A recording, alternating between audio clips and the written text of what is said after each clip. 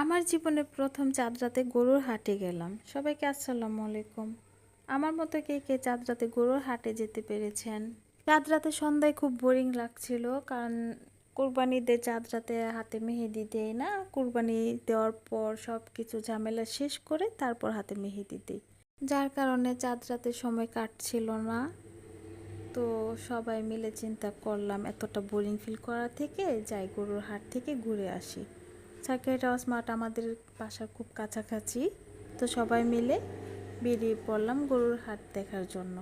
Park যেহেতু খুব কাছেই, গরুর হাট আর পার্ক পাশাপাশি, তো আমরা চিন্তা করলাম প্রথমে একটু পার্কের ভিতর ঢুকবো, হাঁটাহাঁটি করে তারপর গরুর হাট দেখে বাসায় ফিরবো।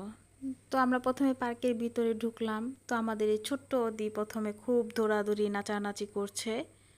তো বসে আমরা কিছুক্ষণ সময় কাটালাম। এর মাঝে এক ফুল বিক্রেতা মহিলা আসলো, দেখে খুবই খারাপ লাগলো। চাঁদ রাতেও সে ফুল বিক্রি করছে কালকে সেমাই খাবে বলে।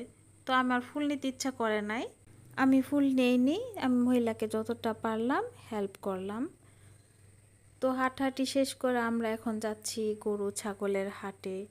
বিভিন্ন সাইজের গরু ছাগল এগুলো দেখলাম, আর গরু ছাগলের মালিকের মুখের দিকে তাকিয়ে খুবই খারাপ লাগলো, কারণ তারা যতটা আশা করেছিল হয়তোবা তেমন বিক্রি হয়নি।